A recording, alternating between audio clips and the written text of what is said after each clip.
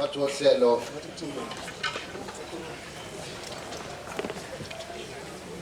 Royal Chaplain Njomane Maketama, ngibingelele kakhulu emakhosini akhona, amakhosi asedlukulu, inkosi uShinga, inkosi uSithole, inkosi uGumede. Ngibingelele kakhulu kubatwana bonke basedlukulu abakhona, umntwana wabaminya, umntwana oSemphiwe, umntwana oAfrika oyisikhulumeli, umntwana oSonkweni, indlunkulu yonke ekhona, engobaba, enye ingomama bami, enye ingabafowethu. Ngiyanibingelela nabesilo. Ngiphakamise amabandla onke akhona, ikakhulukazi abafundisi abahamba nawo, ibandla laseSheshi okuyibandla elinomlando kakhulu lapha ekhaya,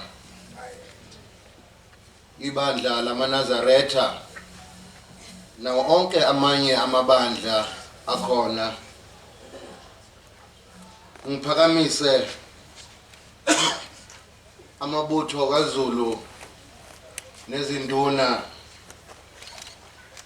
ngiphakamise izintombi nomama bezivivane abakhona. Ngiphakamisa ukubonga futhi okukhulu kini nonke umphakathi wakwaCeza ukuba sibe nani namhlanje kulolu suku lwanamhlanje, ukuze ubungaza futhi nokuzobambisana ngomkhuleko okumlando, imlando yamakhosi eyenzeka lapha ekhaya.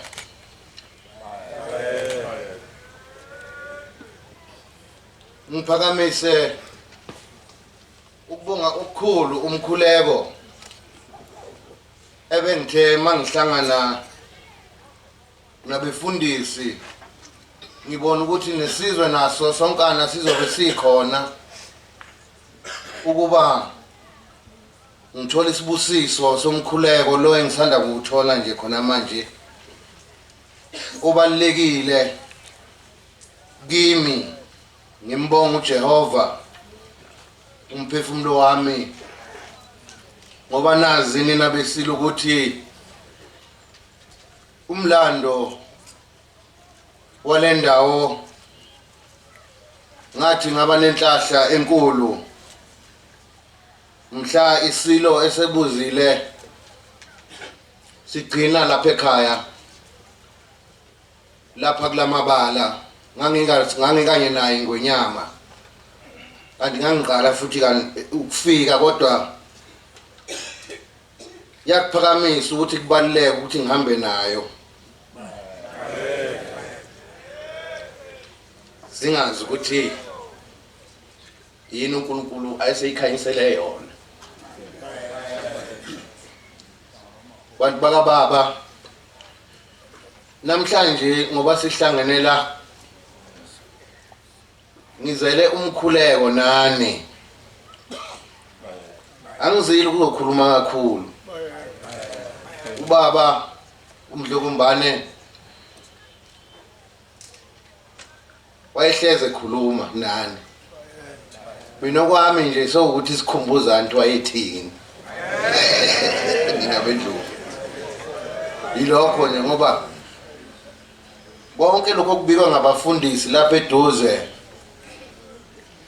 Njengoba ngibonga kakhulu ku-MEC wami uMahlaba, sibambisene naye eduze ukuthi iphupho namaphupho esilo esebuzile ngale ndawo ukuthi kube khona isigodlo kule ndawo kube khona futhi indawo yokubonisa ezomlando, imilando kaZulu, nanokuthi kube khona indlu yebandla, kungakhethi ukuthi iliphi ibandla, kube ibandla kaZulu, sithandaze sikhuleke khona sonke ngokuhlukana kwethu ngamabandla njengoba kwakudala kwakunjalo kuqala.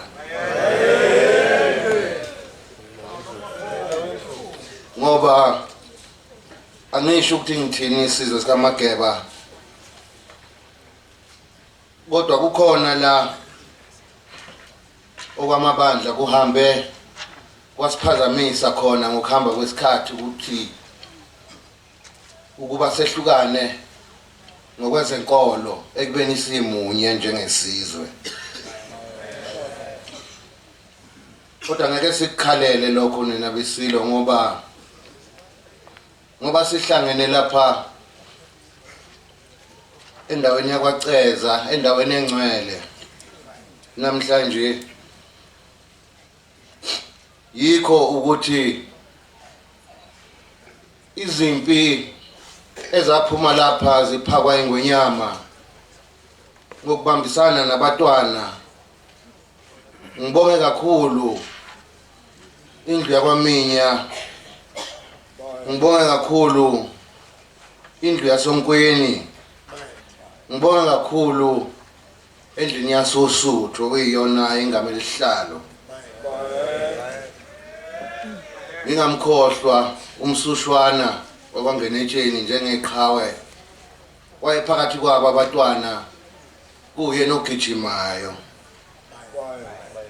Nakho namhlanje umzukulwane wakhe ukhona umsindazo ngoba nimbona nje. Ngijabulela khona ukuthi nangesikhathi sami yonke lemindeni eyimvikela yasihlalo, amavikela yasihlalo, uNkulunkulu ubenzele ukuthi namhlanje basasekhona eduze kwami. Sizwe sikaMageba namhlanje niniphathele igama elithi imikhuleko.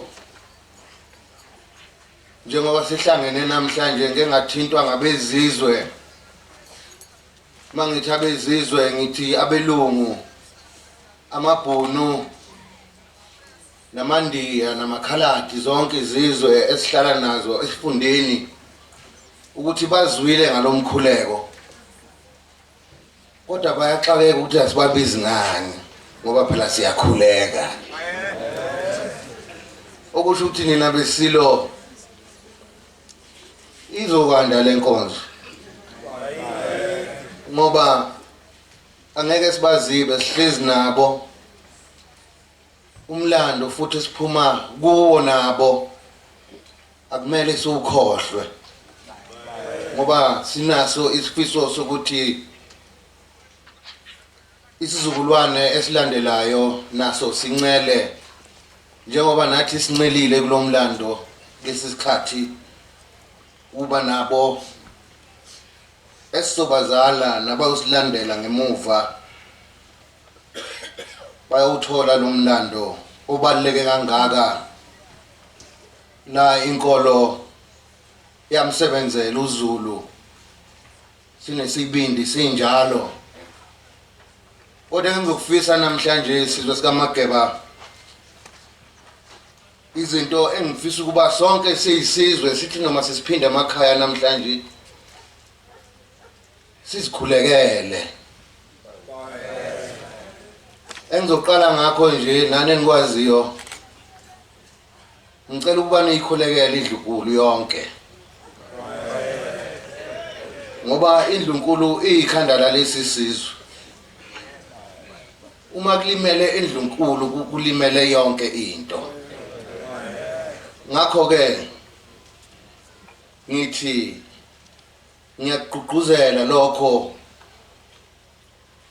ukuthi indlunkulu ikhulekelwe onke amabandla, kanjalo nesihlalo njengoba kade nibezwa abafundisi nje belokhu befika la ukuba lesi sikhundla engikuso njengamanje noma ngeke ngisiqhathanise nesenkosi uDinuzulu ngoba inkosi nenkosi ibile nama challenges ayo ebhekane nayo ngesikhathi sayo. Ngicabanga ukuthi uNkulunkulu nami akazokungithwesa umthwalo engingekwazi ukuwuthwala. Kodwa angeke ngikwazi ukuthi ngikwenze konke lokhu ngaphandle kwenu. Njengoba ngindinga nje nami ngiyandinga nathi siyadingana. Ngalokhu kwehlele umkhuleko sikhulekele isizwe sonkana ngokuhambisana nezwe. Uma ngithi izwe ke cishe abaningi bazobona ukuthi ngiqondiphi eindabeni ekezaba undaba mlonyeni einsukwini zona indaba zeNgonyama Trust nokuthi ukuhlala kahle kwesizwe kulezo indawo. Siwamageba ngicela ukuba nginithembise mina ngeke ngize ngidayise ngani ngoba ngaze ngadayisa ngani ngiyobe ngiyidayise mina.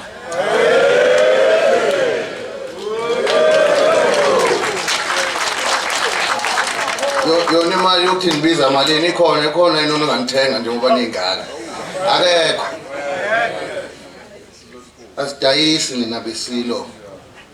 Engifisa ukuba ngezinye zezimo leso ngoba sihlangene lapha engifisa ukuba sikhulekelwe ngoba imikhuleko yalapha yabasebenzela okhokho omkhulu. Nathi ngoba silapha ngicabanga ukuthi noma siflathela sesibheke emakhaya siyohamba naleyo ngilosi nalelo dlozi ukuthi uNkulunkulu uyizwile izikhalo zethu ukuthi siyisizwe yini esikhala ngayo. Ngiqhubeke ukuhlukunyezwa kweingane nomama. Umdlokombane obehleze ekhuluma ngayo le wayezebekise ngokuthi uma indoda ibaleka ikhutshwa ngamanye amadoda kusempini imike yangena phakathi komama ingabe isathintwa ngoba umuntu wesifazane wayevese ehlonishwa kwaZulu. Ngeke ngiphinde lokhu ngoba umdloko ngizonikhumbuza nje sikukhumbuzane ukuthi ithina abavikeli balaba bantu inzala abantu. Ngakho ke ngiyacela ukuba sibambisane kakhulu kulolo daba. Ngiqhubeke angazi ngeke ngakhala kwenye yamakhosi engamaduna asedlukulu ngathi awu lesi sibhamu esiqhuma kangaka abantu babulawa nga10 15 ngesikhathi sami. Kubhlungu sizwe sikamageba lokho. Angazi mhlawumbe khona la ngisala khona kodwa nje bekungekho lento ngesikhathi sami kodwa kuthe bangena mina esikhundleni kuba ngathi iqale phansi nje abantu bayabulawa nje abantu besilo nje bafa nga10 khona lapha emahostel nasemalokishini nasosuthu ngingayishinda wasosuthu ningixolele abesithi ukuthi lo mkhuba lesi sihlava esingaka sibona ukuthi iziphi izibusisa soyithola edlozini noma kuyumdali wethu njengesizwe sivese siseyinkingeni ekumele ngabe sibhekana nazo kodwa sibhizi siqothana sodwa. Ngiqhubeke nina besilo ukubulawa kweinduna namakhosi nalapho siyazama ukuthi sihlele nohulumeni ukuba sibambisana kanjani kuleso sihlava leso. Kuyibhade nje ukubulala inkosi ishwa nje elikhulu asibwazi silanda ukuhlupheka nento esingayazi ngoba angihlalelanga mina kulesikhundla ngibe ngabekwa yini noNkulunkulu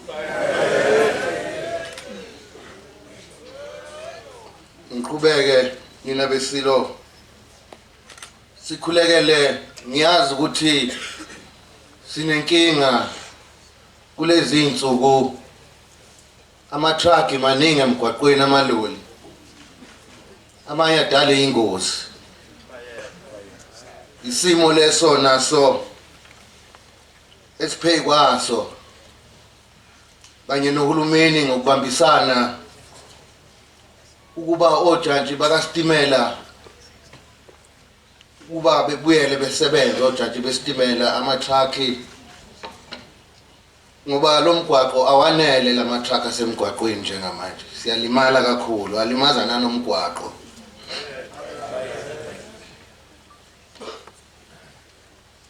ngogcina-ke ngobugebengu-ke ubugebengu bande kakhulu ubugebengu-ke bukhona ngisho phakathi ekhulumeni inkinga nje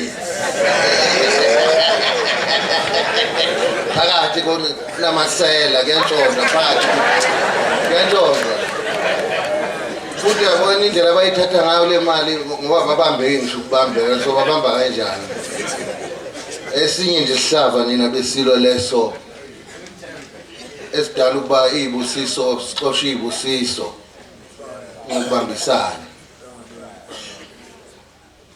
ngiyakhuleka-ke sizwe sikaMageba ngoba ngishilo namhlanje ukuthi mina bengizele nina nomkhuleko engizothola kinina nokuzokhulekela isicelo semikhuleko yonke njengoba sengiyibalile yesizwe simkhulekele noNdunankulu ngingamkhohlwa njengoba ekseminyakeni akuyo ukuba uNkulunkulu amgcine abe naye sizombambisa njengoba kade lokho ebambisene nomdlokombani sizwe sikaMageba namhlanje usuku la sikhumbula khona ngiyajabula ukuthi umsindazwe njengoba ade mlapha ukushila ukuthi itende alivumanga ezantsi lize lavuma ngapha mina-ke ngiyakholelwa kakhulu ey'ntweni kamoya amakhosi amadala alapha ekhaya athe umsebenzi awube lapha sekuyoba njalo minyaka yonke ngokubambisana nani ngibonga kakhulu kubafundisi bami ngibonge kakhulu kubo bonke abathe balungisa lo mcimbi nalo msebenzi kube nesibindi ukuba sibuye lapha emva kweminyaka emibili singizi kodwa uNkulunkulu emhle nakho sivumele siyisizwe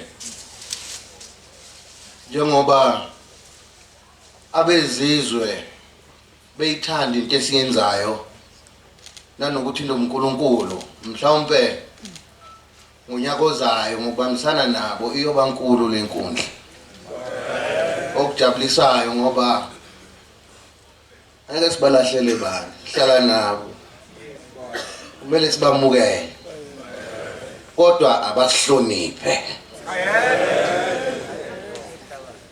mina beNdlovu ngibonge kakhulu kini intatheli ngihlezi ngiphathana kahle nani isikhathi esiningi nibhala okuyikho ngiyancengela